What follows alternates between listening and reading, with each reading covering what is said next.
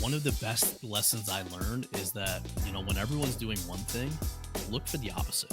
And so you talk about '07, '08. I actually started investing in real estate when everyone was struggling in real estate and everyone was telling me it was a bad investment, right? And I look at every sort of recession or change, and change always brings about opportunity if we're aware of it.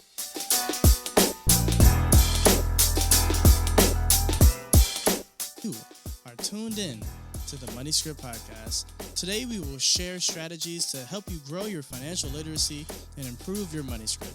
I'll be back with some important announcements. Until then, enjoy the show.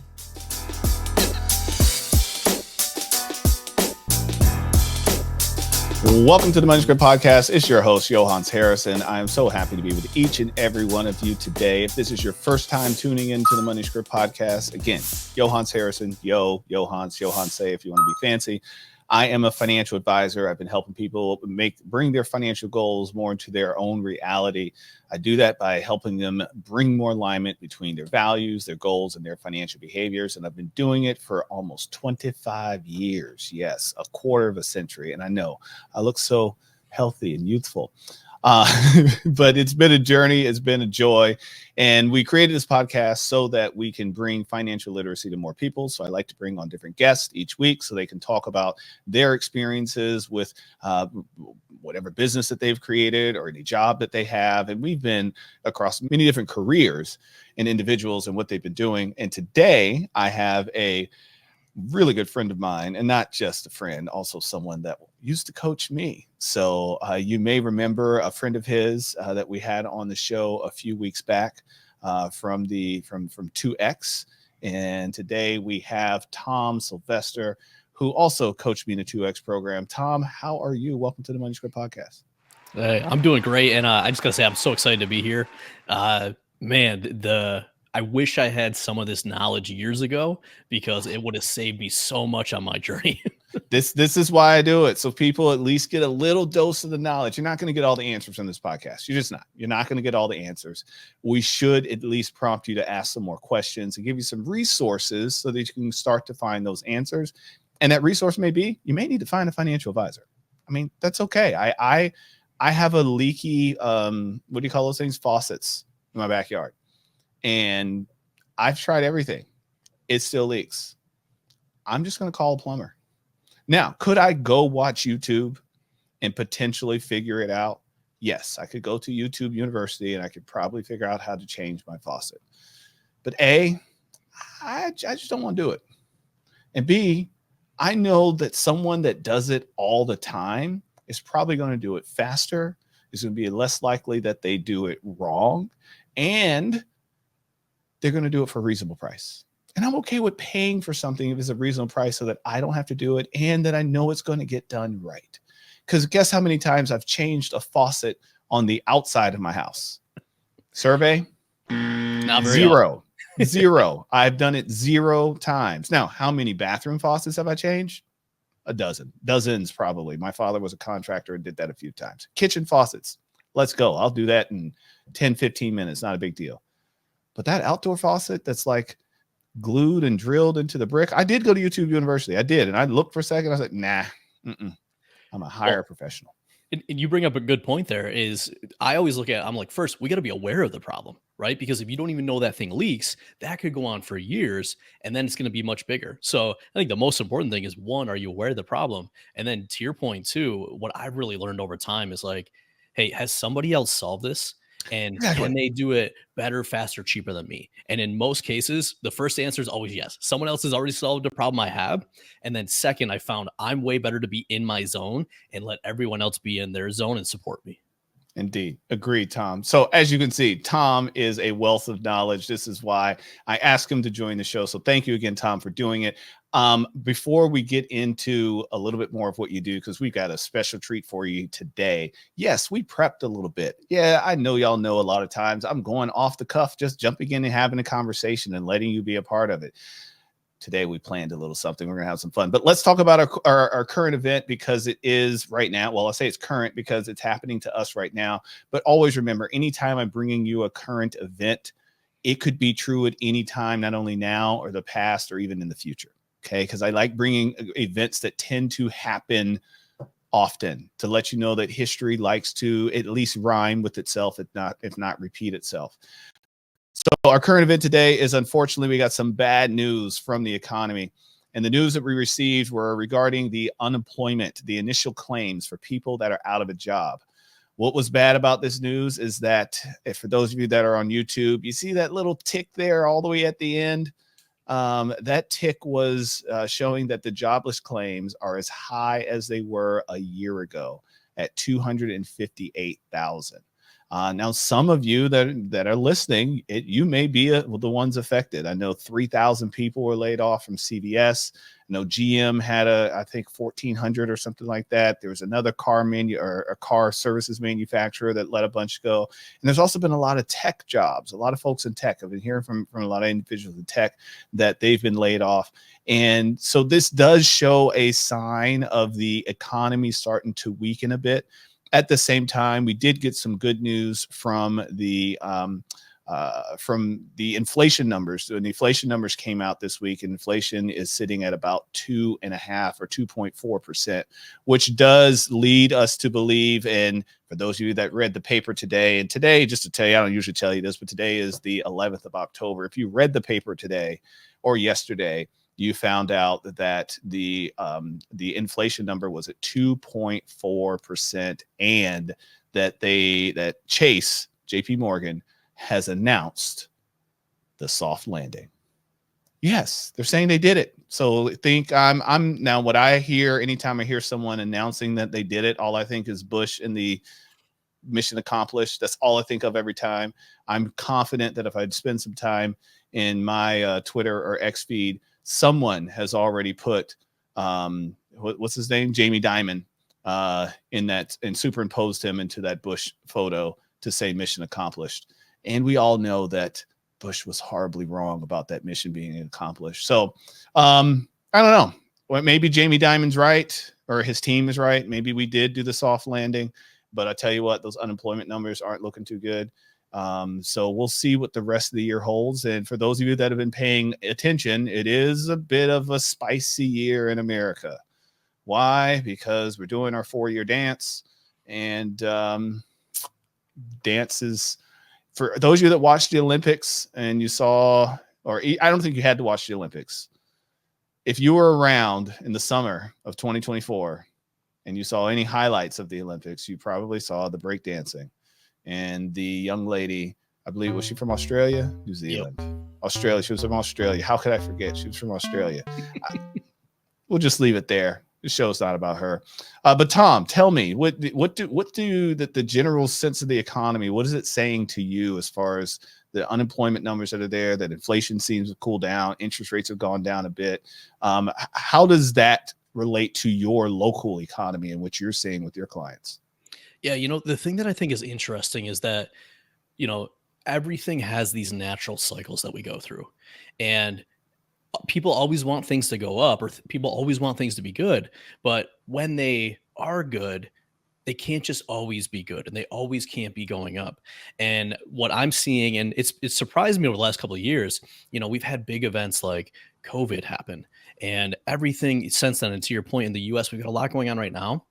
What has blown my mind is that it feels like things continuously are going up, and there hasn't been like that crash or that adjustment. There hasn't. Even COVID. I mean, COVID was bad for some people. Yeah, it was bad for some people. That you think would drop the market or drop real estate, everything's doing the opposite. So I'm sitting over here, one, really being glad that I have gotten this financial knowledge and am taking control of my future, but two, just waiting for that thing to drop and feeling really scared for a lot of people that unfortunately aren't in that position, and how they're going to be able to navigate when things aren't as good.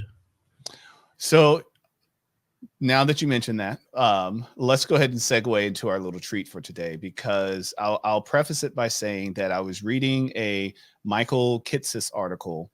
It was Kitces and Carl Richards, we like to refer to them as the financial advisor's financial advisor, or business financial advisor. So they do a lot of thought leadership and practical knowledge. And I'm also a guest speaker with Kitces as well, in helping advisors think about their businesses differently and in a way to be better, to be more profitable, in order to be in business longer, because that's good for our clients. If we're doing well and doing things the right way, then that also bodes well for clients. That means we can serve more people for a longer period of time.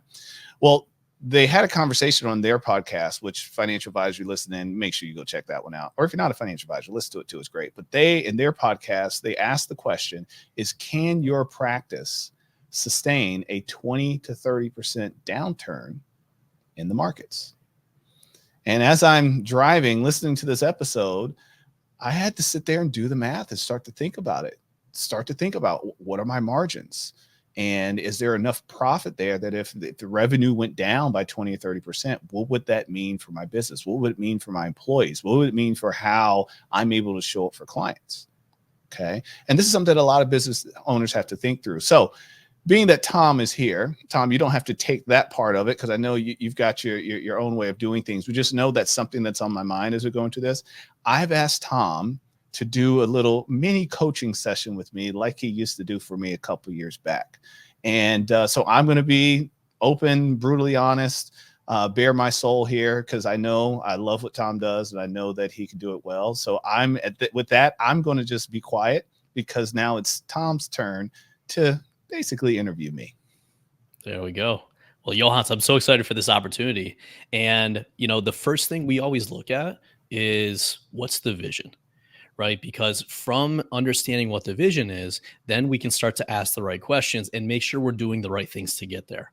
So as you're sitting here today and you look out over the next couple of years, like, what are some of the elements in your vision? What are some of the things that you're looking to create, both personal life and business, for you? Okay. Well, I want to start with personal life. I don't know if you can tell, you may not have heard the news. I got this little funky scar going on down here. I had to have my thyroid removed last year, or not last year. That was this year. It just happened. That was in March, April-ish. And it's made me take some stock on time. I gave a presentation a few days back, and one of the things I shared is that there's many things that we can invest. We can invest our money, and it's easy to go replenish that money as long as we're healthy and able to go work, go get some more money. We can invest our energy. And in most cases, as long as we're healthy, we get that energy back. Eat some good food, get some rest, energy's right back. But when it comes to time, that is the one purse or wallet or account we don't know how much is in it when we start spending it. So I've been giving a lot more thought to how I spend my time. So I did make one commitment, and I started back in March, is I'm going to follow my daughter's school calendar. If she's not in school, I am not meeting clients. Doesn't mean I won't work necessarily, but when I'm doing a little bit of desk work because she's on her iPad for a couple hours or whatever, or maybe she's with a friend, what have you, I might get a little work done, but I'm not going to give that time to where clients are controlling that time.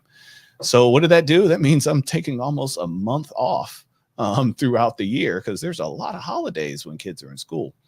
Now I am working towards building the summers in there as well. That's something I don't think can happen as quickly, but my goal is that by the time she gets to middle school, so I have 2 years. Yeah. By the time she gets to middle school, that I am taking summers off as well. So that will get me down to working 8 months out of the year. So that's first on the personal vision. As far as the business vision is concerned, we have definitely focused our intentions on our primary niche market, which are emergency doctors and the other medical employees that help serve them. So whether it be nurse practitioners, medical assistants, so people in the hospital setting. We still say yes to other doctors, but we focus most of our time on those. That's where I've had the largest impact. That's where I've been doing a lot of my time commitments to volunteer and to be able to help residents think about their finances differently before they start making all the money. And then as far as the team is concerned, getting Alicia to her CFP, she sits for that in November, and growing our team. We just brought on a new employee, but growing our team so that within 2 years, I'm not spending time writing financial plans anymore. If we want to put some numbers to that, our goal is to get to 100 million in assets. The goal is to do it this year. We're not going to quite make it, but I'm happy with the growth. So next year, it's no longer, it has to happen. So to get to 100 million in assets, and to grow the revenues over $1 million as well. Beautiful. I love that. And what I can tell is that you have spent some time thinking about this and really prioritize what's important. And what I love Every about day. that is, most people are probably listening to this and they're like, wait, like summer's off, only work 8 months a year. Like, is that possible? Here's what I've come to learn. Everything is possible if we can, one, see it, and then two, believe that it's possible, because that's the vast majority of it. And then everything else is just figuring out how to get there. So I love the fact that you got that clarity. And I love the fact that you're very intentional about what you want, both in personal and business, because now that gives us not only the direction, but the container to operate within.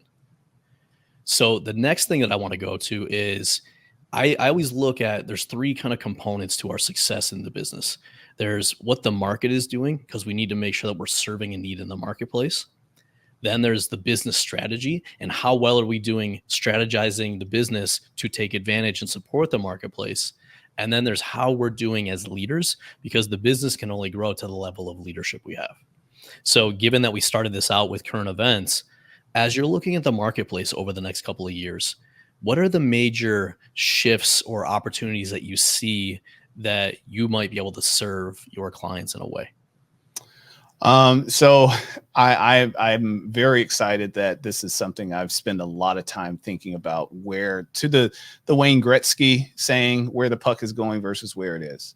And there was a time where, the financial advisor's name was Nick Murray. He was the renowned person. And he said that one financial advisor can serve about 100, 125 households. I'm one financial advisor with a staff of 4. We serve 300. And part of that is because he wrote that in 1995.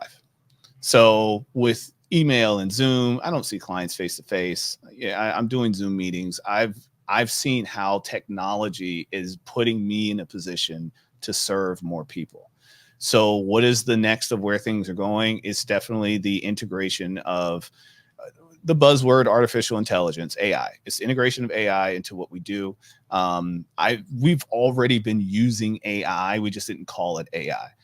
When I manage portfolios, I figured out, after doing some coaching, I needed something that could do that for me, so I don't have to do a lot of the heavy lifting, whether it's a person or a machine. Tried a person, went with machine. So it's also how that AI is going to integrate itself into being able to deliver more advice and be able to answer more questions in a faster way. I already lean on it right now. Part of it is trying to figure out how to teach my clients how to use it as well. Okay. So that's probably the biggest disruptor as far as growth opportunities, is that. And as far as disruptor where it could harm the business, is what I spoke of earlier, is volatile markets. And we've been in a bull market now. They're starting to say more of a secular bull market, because we had that little downtick, of course, in 2020, one of the fastest recessions we ever had, that March of 2020. Then most people kind of slept through it, but 2022 wasn't a great year. We were in a bear market all year. So if you started with 100,000 in the S&P at the beginning of the year, by the time you got to the end of the year, you had about 80 plus or minus, depending on a few factors. But still, that was a bit of a bear market. But since then, market's just been up. No matter what anybody says in the political arena, the market's been up. That's the fact. It has. So these good times don't always last. So when is the next downturn coming? And then what would that mean? For instance, my goal to get to 100 million. Well, if the market goes down by 20%, now all of my clients aren't going to lose 20% because they're not all just directly in the market. Lots of people have other products and different investments that aren't going to behave in the same way. But if I saw the market go down, if the market went down by 30, I could still probably see my clients' portfolios in aggregate go down by 15. So that's $15 million. Is that right? No, 100. What did I say? 100 million. It's a lot of money. It's $15 million. There's a number. Yeah, it's $15 million. Just poof, gone. So that could affect my ability to reach my goal. Okay. Which means to hit the goal, I just got to raise that much more, which means got to bring on new clients, which means I have to be able to give more advice, which means do I have the team to support that? And I'm already getting to the point where I'm turning clients away because I don't have the capacity. I mean, it's they say it's a good problem to have, but that's why I keep doing the podcast. I'm like, okay, let me make sure that these people at least have something, and maybe they can be in a position where I could work with them in the future. It's just right now in the financials, it doesn't make sense. Will I make money? Yes. But is it in their best interest? Probably not. And I don't want to get into a habit of breaking promises because I'm taking on too much. So I know it's a long answer, but that's what I see from the business standpoint. Implementing AI to grow, to do more. And then what if we hit a bear market or a recession? What would that do to my revenue and the assets? Yep. And those are two huge things, right? Like obviously the cycles are something that you've always kind of had to deal with in the space that you're in. But Oh yeah. AI is a very different disruptor. And you make a good point. A lot of this stuff has been going on behind the scenes with companies for years. Oh, for years. People just didn't realize it until it became a little bit more mainstream lately. Well, yeah, until it needed the name, it needed the AI. Yeah. A calculator was once AI. Yep. Okay. A typewriter was once AI. Well, no, I won't say typewriter. The word processor. The word processor was amazing. I was born in the 80s. I had a word processor. I could sit there and type in up to, I forgot what was 10,000 characters and hit a button and it just starts printing it off. That was AI. That was an artificial intelligence. I didn't know how it remembered everything I typed. Yeah. And all of this is just technology. And what a lot of people don't realize is that technology is going to continue to advance. And the way that people are looking at AI right now, you can go back and look at, the internet or the television or the radio or whatever mechanism. And so it is really important for every business owner to be thinking about, okay, what is this going to mean for my industry? And then the way that you stated it really well, what challenges or opportunities is this going to create? Because we want to be able to, like the best quote I heard about AI is that AI is not going to replace jobs or humans. It's humans using AI that are going to replace it. Right. And to your point, when we're looking at the business, what we want to do is basically say, what is AI or computers really good at? And let's hire AI to do those things. And then what are humans really good at? And let's hire humans to do those things. So that's the position I'm in. I am absolutely. And that's because I am actually looking at these because there's so many AI tools that are probably so many companies that are integrating. And I went to a conference. I went to the Future Proof conference. If you're in finance, go to Future Proof. It's in Huntington Beach. Well, actually, it's going to be in Miami Beach soon, but thousands of people just like us. Great place to meet folks. But anyways, they had a whole marketplace and it was just companies using AI to help us run our practices better. And the way I started looking at it, I said, wait, this is almost like making a hire. Like I have to treat that AI like a robot. I'm going to hire this robot to do this task because it does it very, very well. Absolutely. And that's a great way to frame it, because if you think about today, we're already hiring technology to support us, right? Like you said, it used to be everyone was coming into the office with you. Well, now what are we doing? We're doing Zoom. So you're already hiring technology to support. AI is just the next advancement of that. So Amen. As you understand that the two major things for you are going to be the cycles of the market and what goes on, as well as AI is this like innovation piece, that then brings it to the business strategy. And at 2X, as you were alluding to, one of our favorite business strategy frameworks we call Model 1. And what we're basically asking and what everyone should be reviewing is, are you selling the right people?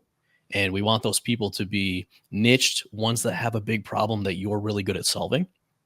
Then we're looking at products. Are you selling them the right products that are going to solve their problem? And then we look at pricing. Are you selling it at a right price where you can have a profitable business to create all of the personal vision that you have, as well as that it's super valuable to them and the price they're paying is a great exchange for the value they're getting?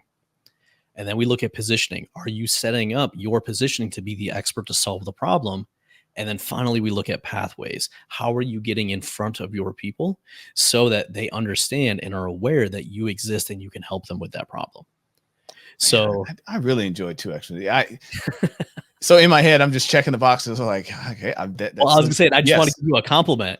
What's super cool is just by seeing your evolution over years. And even as you're talking about, you are continuously refining and niching down the people you serve so that you can make sure that you're serving the best people and you can give them the best products. Because I remember before you were serving a much wider variety, and now you're really honing it in, which then makes every other aspect of the model so much easier. Yes. Yes. So It's my still question, hard though. It's still hard. hard. And that's what I always tell people. I'm like, listen, It's still hard. this is going to take it from, playing it on hard mode to playing it on medium. Like, business is never easy, but with the right support, we can make it easier. True. Right. So as we lay that out, and as I just shared those back with you, which of those seems like the biggest risk or opportunity for you to focus on from improving the business strategy? It continues to be the right client, so the right customer, and at the right price. I do the avatar work often, so I'm very comfortable with who the avatar is.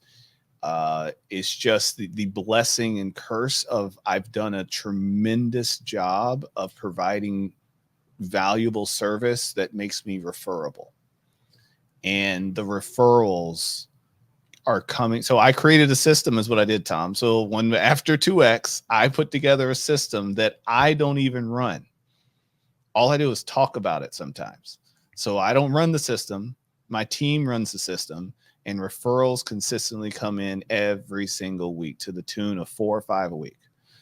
We just looked at the calendar for next week. We have 6 discovery sessions on the calendar, and half of them are all ideal candidates. None of them are non-ideal, but half of them are like ideal.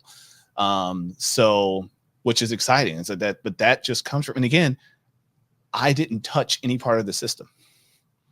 Okay. So it's, so that has created a problem of I now tell more people no than to tell me no. And typically a person not working with me is because I've steered them in a different direction, because the time value equation isn't there on both sides. For them, I mean, they'll love it, but I can't keep saying yes to all of those types of individuals, if you know what I mean. Absolutely. And that's a really good spot to get to, right? Because, very often when we're starting the business or early on, we say yes to everything. Fall And the that actually spoon, makes great. it a lot more complicated, right? Because the delivery is more custom, more different. But as you said, everything starts with that avatar and continuously honing that in. And by doing that, you're going to be able to get more people referred in. And as you're working with more of the right people, that then takes it to the point where we can say, all right, are we serving them in a really good way? If so, our favorite strategy is do more of what works. But then the second thing that comes up here for me is looking at, there's this cycle that's going to go on, and there's this disruption that's going to come up from AI. So I would be looking at, I think you're really honed in with your products. And then to your point, pricing is always something to look at. I'd be curious about, how do your products change or enhance with AI to better serve this market? Wait a minute. Just had a moment. Goosebumps. So, because if I look at my market as aggregate, how will AI help me better serve my ideal client? It just means I can get them to answers faster because I'm using the AI tool. Tom, I repeat myself to my clients. I say the same things over and over and over again. We just move the commas and the zeros. That's all that happens. But it's the same concepts that I'm preaching. And clients tend to have the same core questions: affordability of things, timing of things, and everything around that. So what AI is helping me do is, as I'm giving advice to clients, I'm capturing it so that I can package that and give it to the next client that has the same problem. So it's getting me to delivering my financial advice a lot faster, because I just built a template. And all right, I know all these things going on with Tom. I know the age of his kids, so I know I need to have education in there for the kids. I know he wants to retire at 50. I know the things I need to tell him about the risk of retiring at 50, whatever it may be, because I'm seeing a lot of people with the same problems, because they're all my ideal client. So that's on one side. But the other thing that gave me the goosebumps was, maybe it's about time for me to really consider the group sessions or even courses for those people so that I can deliver more to more people without having. So even when it comes to using video, I mean, I can walk someone through how to build their own financial plan in a video and let them subscribe to the tool and just follow the videos, because the tool is there to where someone can be taught how to do it on their own. So that gives me an opportunity to allow that, to have something that can, like you said, as the market shifts, because here's the thing about the market shifting. This is the most frustrating part. Again, first world problems. It sounds silly even as I think it and say it, but I'm going to say it. Recessions drive new business. If I go back to my career, I started my career right after September 11th, recession. .com, September 11th on the other side. Got 40-something clients my first year. They were like, "Oh, that's unheard of. Most people only get 20-something." All of us, anyone that started in the early 2000s that knew a little bit about what they're doing, we had some of the fastest growth they'd ever seen. Well, then we sat in the bull market 2007, 2008 hit, and 2008 and 9, another recession. Man, the amount of clients we picked up in 09 and 10, because guess what? All the people are like, "Oh, wait, I don't know what I'm doing. I can't figure that. Or I just lost my job. I need help," or this, whatever. It drives people to us. Same thing during the COVID year. That was right after I was coming through 2X. I was like, "Oh man, new clients is easy. Everybody needs help right now." So I have this referral thing that's working. So if that got coupled with a recession of some sort, the amount of people looking for help is going to go up dramatically. And I'm not going to have the capacity to take them all on. Absolutely. And that's where, when we come back to the strategy, there's a couple things there for me. So the thing you just talked about is really the positioning, right? Because even with 2X, and actually, let me take it back a second. One of the best lessons I learned is that, when everyone's doing one thing, look for the opposite. And so you talk about 07, 08, I actually started investing in real estate when everyone was struggling in real estate and everyone was telling me it was a bad investment. Right. And I look at every sort of recession or change, and change always brings about opportunity if we're aware of it.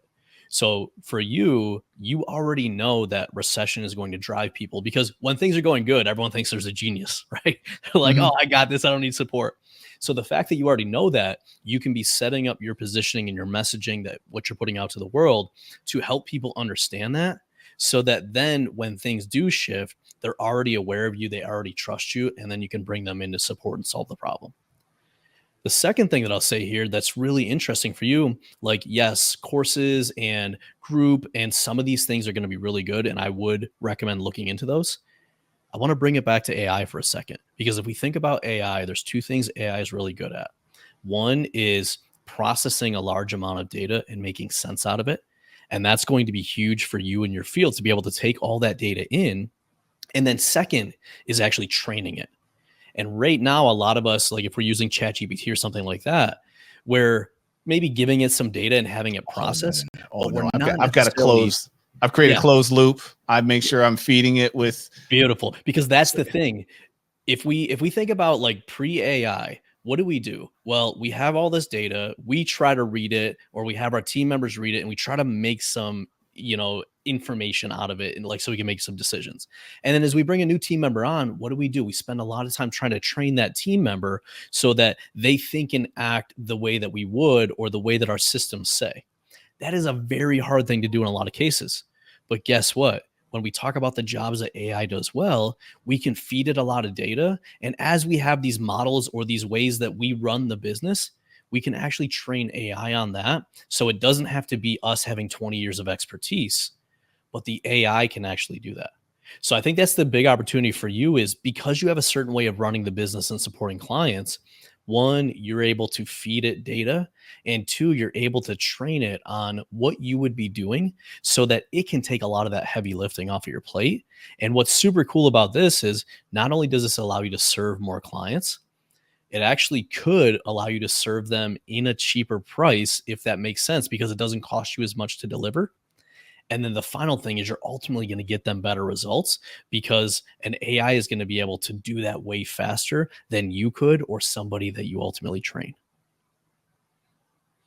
Yeah, I was just thinking about some of the things that my AI doesn't have yet, along those lines, because even kind of going back to the whole courses thing. And I'm thinking about, I wasn't even thinking about, well, in the beginning, I was thinking about a course that I could sell or something that I could sell that people could get access to. And I've seen a lot of advisors do that and have some level of success. But I also just thought, to your point, is, for instance, I have a lot of clients that want to buy their first home, and they don't understand the maximum that they can borrow. They don't understand interest rates. They don't understand just the system that I use. Because I use a system to figure this out. I first show them the math on what's the most that they can afford. I got a calculator for that. Here it is. Then I send them to Zillow. Like, let's go to Zillow and let's find something that you'd want to buy. And let's take it back to the calculator. Let's see how much that would cost. Let's go look at your credit score. Now let's look at your cash flow. But all of that could be AI. I could train my AI to take someone through those steps. Mm-hmm. So that then on my website, for my client website, like, here's what you have access to. You can go and ask that AI, I'm planning my first home, buying my first home. Walk me through some of the things I should be thinking about. And all they're going to get is the same thing that I would have given them in that session. Correct. And that is the gold, because if we think about the numbers that advisors used to be able to, support, what was it? 125, you said? 125. Yeah. Okay. So the numbers are up now because you guys are able to leverage technology. Now imagine you've got Yohance AI. And it's like, ask Yohance. And just to your point, instead of you physically having to be there because you're doing the same things over and over again and solving the same problems, imagine you're consistently training AI on this. And now somebody can feed in their information and what they need. And it's essentially giving them back the same way that you would respond. Interesting. Now, how many people can you serve? I'm going to go with more. Final answer. Absolutely. So, hey, I for a minute there, Tom, I forgot we were recording a podcast. So apologies to everyone if that just went a little long, but that was golden, man. See, and I've even picked something up. Now I got something to have some fun with. This, I've said it before. If you're a business owner, if you're an entrepreneur and you have not worked with a business coach, consider working with one. If you like Tom, he is one. I've said to you before, if you want to copy one of the books, just let me know. Happy to send it out. Someone did ask for a 2-week vacation test. I just got it. So I will send that to you. I got it. Sorry, it got lost in the email. It did. But yeah, 2X. That book is somewhere back there on my shelf. I haven't given them all away. I might have given them all away. Yeah. We always give more away. I still have from 6 to 7 figures back there, though. There we go. Oh, that was the original. So that was the first one that the white was one. a part of, 6 to 7 figures, and I am almost there. I'm almost there. I told y'all I was going to take the slow path. By the way, and I wanted to share something with the people. Tom, Austin, and I, we butt heads on this so big. Their company is called 2X, and I was like, guys, I don't, 2X is cool, but that's not what I need to do. I need systems. I'm okay with growing slow. Even they looked at the numbers. They're like, well, you do that. That makes a lot of money. Just do more of that. I was like, no, that just happened to happen. I don't want it. That's not what I wanted. We had to come to an agreement to how I wanted to grow. Once we were in agreement, they gave me all the tools I needed. And that's all I've been doing since is growing. Okay. And for me, growing by 20% a year, I'm good. That's been my average. On average, since I've done 2X, I've grown at 20% a year. I'm good with that. That is, and that's what it's really all about, and what we started this conversation with, right? Like, what's your vision? Because one of the challenges a lot of us have is that we set a goal and then we hit it and the goalposts move and they keep moving. And that's a trap a lot of entrepreneurs fall into. And what's beautiful about you, Yohance, is that you're super clear on what you want. And right now, and in the next couple of years, it's, hey, getting that school schedule, getting to the 8 months, like spending time being a father, right? And so as a result, we always want to plan to 2X the business. The big variation is, what is the time frame for that? And everyone's time frame is different. Right. So for everyone listening out here, really the key thing is, what do you want? What's the time frame for it? And then let's be intentional about building a plan that will support you in getting there while living life and enjoying everything along the way. Indeed. Well, I have to say before you go, we got to do it quick or else I get yelled at by the one or two fans that we have on the Twitter sphere or X sphere, whatever you want to call it.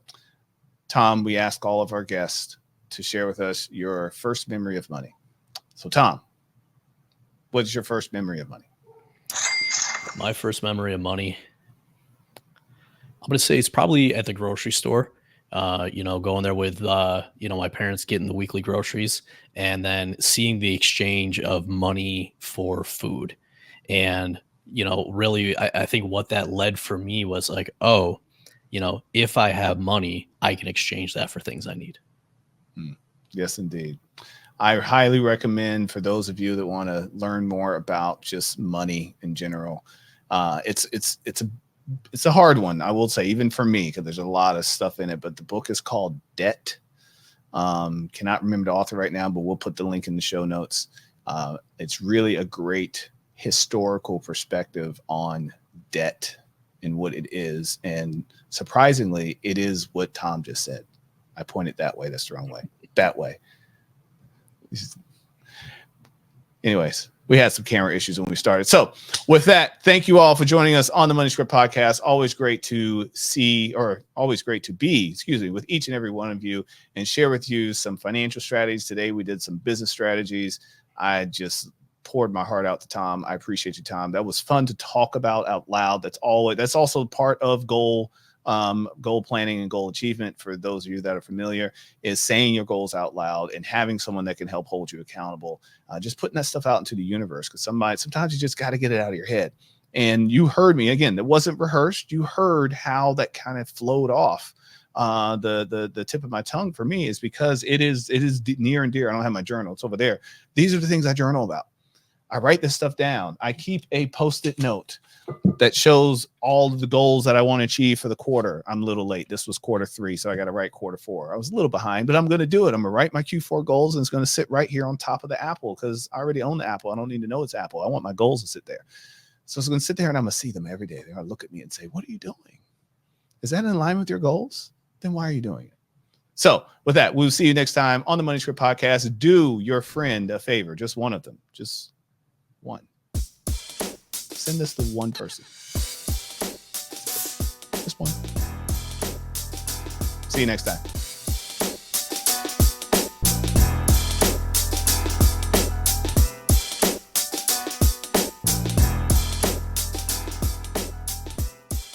I'm back. Wasn't that a great show? I hope you learned something. I know I did. Now, before you go trying anything you heard today, remember, it is not intended to be specific tax or legal advice. If you need that, go see a CPA or an attorney. If you would like any complimentary consultation with a knowledgeable advisor, visit moneyscript.com and schedule a 15-minute consultation. Want Yohance to come speak at your next event?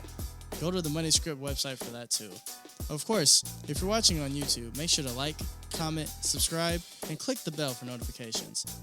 MoneyScript Wealth Management is a registered financial advisory service in multiple states. Want to learn more?